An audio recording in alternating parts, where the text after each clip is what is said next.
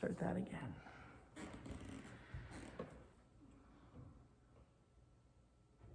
The wedding feast at Cana is a puzzling story.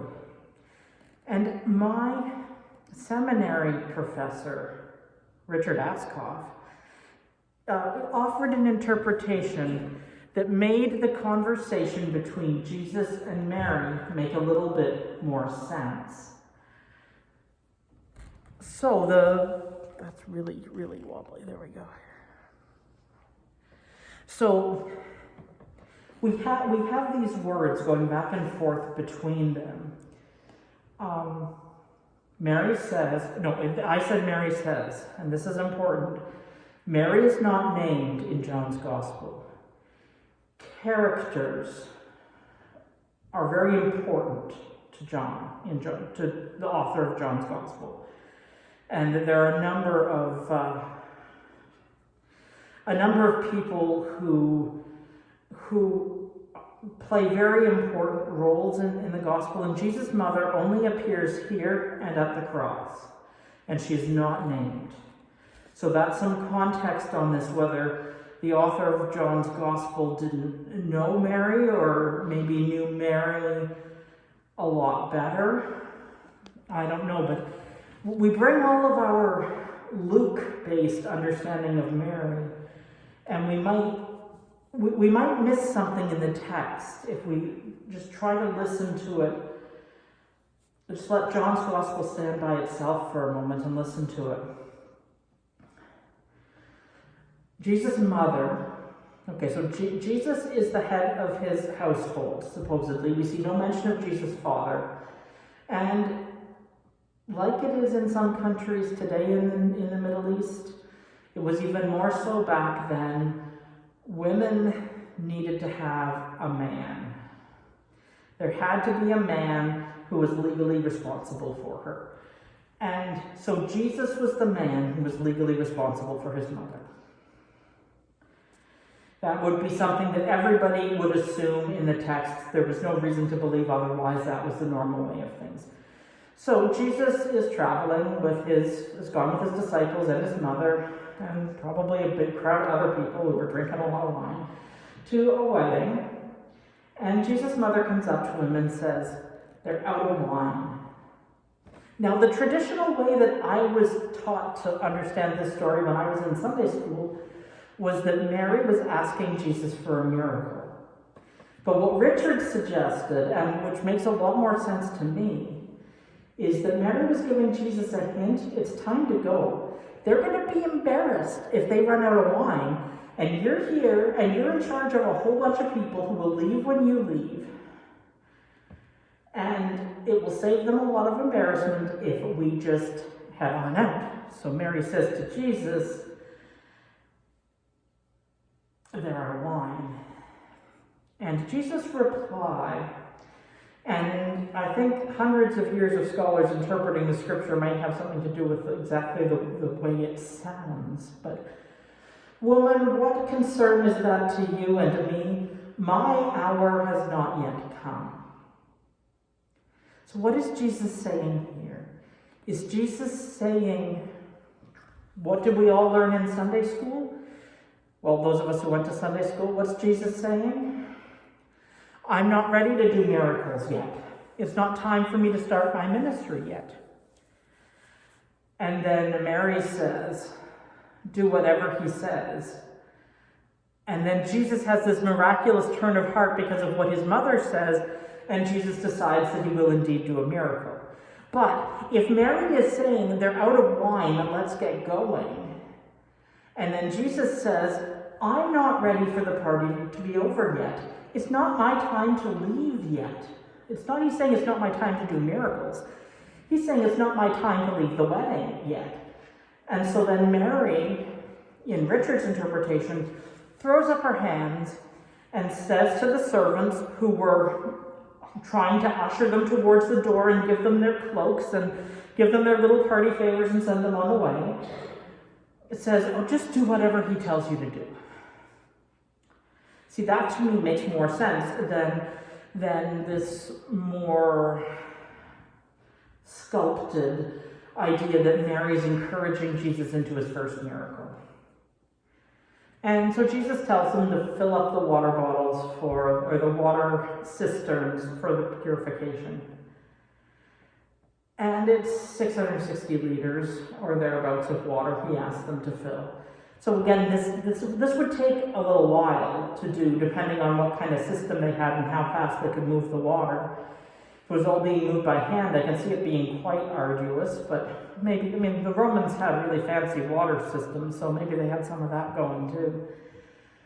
But these water bottles I brought, I asked you to bring 36 of them. Okay? So we've got 1, 2, 3, 4. 4, do we have 5 or just 4? So you imagine 9, imagine those 4 bottles, and now imagine them stacked 9 high. Or imagine those bottles stacked, one on top of the other 4 high, and 9 across. Okay, so are you imagining how much this is? And Jesus turns the water into the finest wine. So I went on the internet because that's what I like to do. I like to go on the internet and I like to look up numbers. I have a lot of fun with that.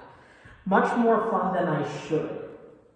But Jesus goes, and Jesus has created this wine. So I started with the question. So I had this question. So what was the value? What was the cash value of the gift that Jesus gave this wedding couple at their wedding?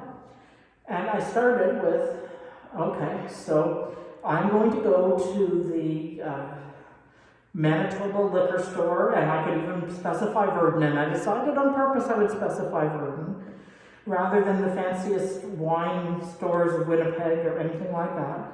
Just what was available in Verdun. And so typically wine starts at about 4 liters. 4 liters costs about $32. That's about as low as you can go for wine. Like, that's the stuff in the box. And I kind of said, okay, so if you went for what you might consider to be the good stuff at the local liquor store, you're getting about $40. You pay about $40 a liter. So they usually come in 0.75 liters. They come in the 3-cup size. That's not what you call it. I don't know what you call it, but a standard wine bottle, 750 mils. So yeah, I multiplied that out, and I multiplied it out to the amount of wine. And my math might be wrong. I'm a theologian. I think that 3 is 1, so I could be off here. But it came out for that $40 a liter price range for the good wine that you can get at the liquor store here. About $20,000. Okay. But there is also the most expensive bottle of wine in Verdun was $140 some, and so then you're looking more like $60,000 to $70,000. If it was really, really the good stuff, and again, that's the good stuff by Verdun standards, and I'm sure you could pay a lot more if you went to, if you looked at what would the price of wine be at the most expensive restaurant in Winnipeg. I'm sure it'd be more, but I mean, we are in Cana of Galilee, right? So it's more comparable to Verdun than it is to Winnipeg. But then I went and looked stuff up on the internet because things aren't always worth the same thing in different times relative to each other. So a day labor is a denarius. A liter of wine, of the finest wine in the 1st century, was 8 denarii. Okay?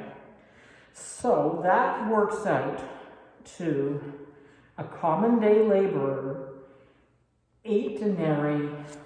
If I assume a common day laborer in Manitoba earns, what would I have said? I would have said $12 an hour, right? I didn't bring my calculations in with me. Because minimum wage is like $11.95 or something.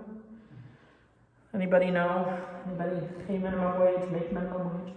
$12 an hour, 8 hours a day, it's about $100. rough figures here. We're trying to get a feeling, not a precise number. I could never be an accountant. 800. So 8 days labor, $800 for a liter of the finest wine.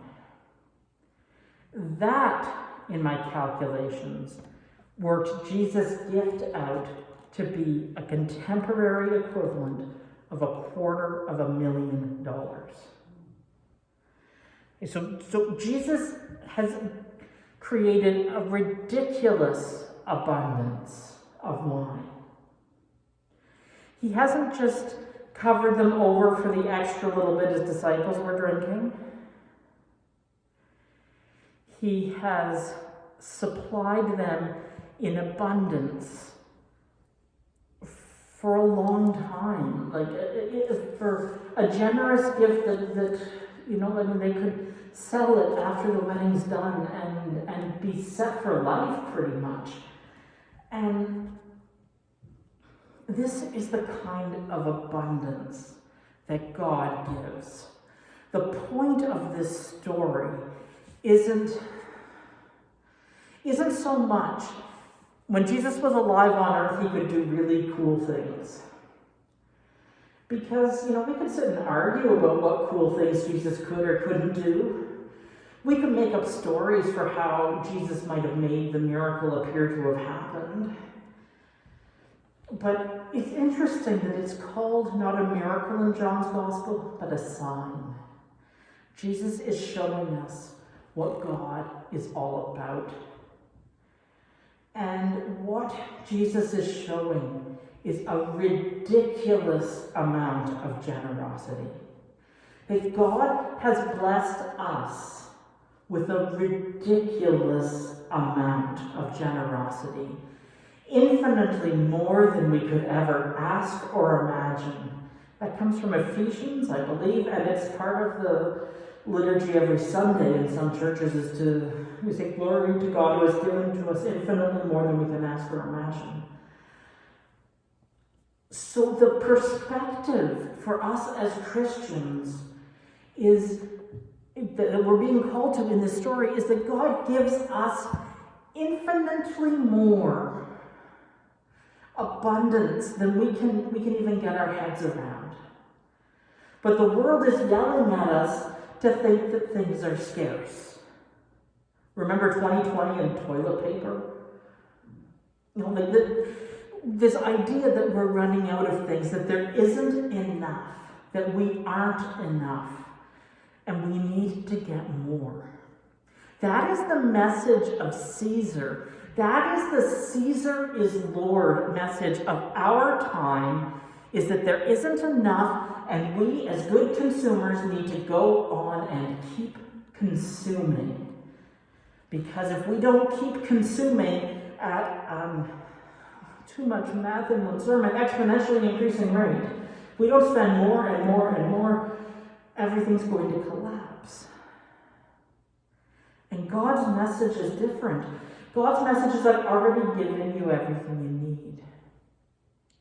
So what does that mean for the church? What does that mean? The church in general, but what does that mean for St. Paul's United Church? So we see that list of gifts. Teaching and healing and prophecy and prophesying and interpreting different languages. And when it comes to interpreting different languages, sometimes it's not the ability to speak Spanish or the ability to speak French or Ojibwe or Dakota. It's the ability, I'm a Gen X. Okay, you know that generations theory stuff. If you've never heard of it, you can Google it or ask a millennial. But there is the world of the people who knew where they were when Kennedy was shot, but don't remember the Second World War. So people who are that age. And then there's the people who remember where they were for 9/11, but they don't remember a world without VCRs. Okay? And those are millennials. As a Gen X, I feel like I have to play translator sometimes because I understand both of those worlds, but I don't quite live in either one. And sometimes we need to be able to translate between the world of the church and the world that's not the church. So narthex. I mean, there's nothing wrong with having special named places in churches. But if someone's not from the church and you say the narthex, they don't know what you're talking about. So we need to be able to translate in so many different ways. And all of these other gifts. And the thing is that if we take this gospel lesson seriously, there is more than enough spiritual gifts in this church to fulfill God's mission for this church. All we have to do is dip the cup in and drink it and taste it. All we have to do is trust that we are enough. Offer those gifts that we have. And when I'm talking about the gifts that we have, I mean, this could be a stewardship sermon and it's not. And see where this could be a stewardship sermon and it's not. That's not where I'm focusing. Right now, it's about our task, our energy, and our time. And how do we call that forth? And it will come from unexpected places. And God will bless us with great abundance. Thanks be to God. Amen.